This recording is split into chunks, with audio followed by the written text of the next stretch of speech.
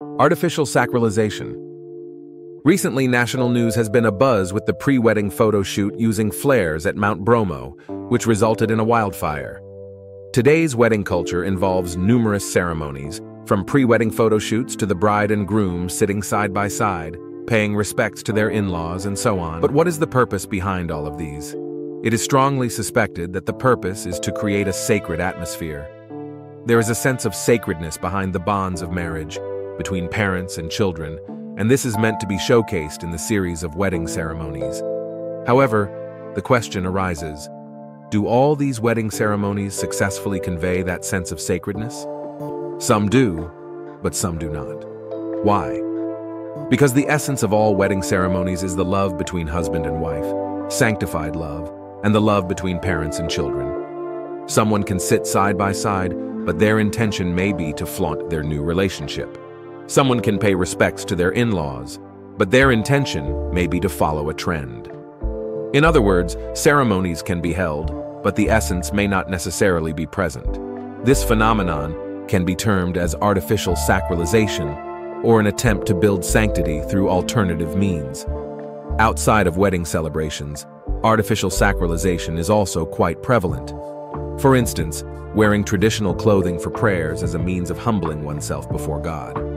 Or during graduation ceremonies, having the tassel of the graduation cap flipped by the university's chancellor as a gesture of acknowledging knowledge.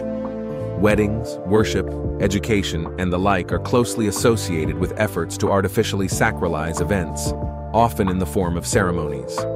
Today, ceremonies seem to outweigh substance. Many people celebrate their weddings with elaborate ceremonies, but the love between parents and children, or between spouses, may be absent.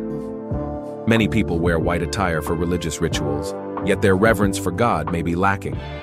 Many people flip the tassel of their graduation cap, but lack a true passion for knowledge. In other words, there is an abundance of artificial sacralization today. If one desires genuine sanctity or wishes to create a truly sacred atmosphere, it's essential to purify the heart and mind, rather than merely focusing on superficial matters. If you want a sacred wedding, then express gratitude for life and your parents. If you want a devout prayer, then fear God.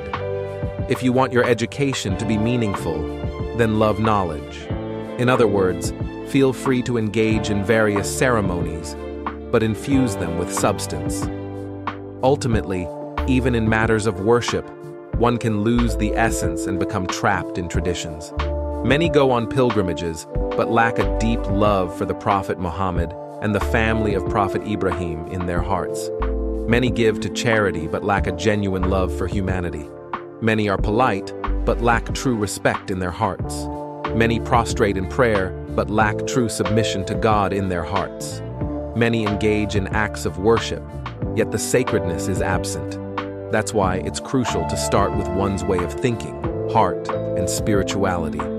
Adopt the mindset, heart, and spirituality of the Prophet Muhammad, and all our acts of worship will become sacred. Embrace the mindset, heart, and spirituality of the Prophet Muhammad, and we will understand how to infuse a sacred atmosphere into everything, weddings, graduations, and beyond. It's not about increasing ceremonies, but about purifying the heart. Feel free to have ceremonies, but bring meaningfulness into them.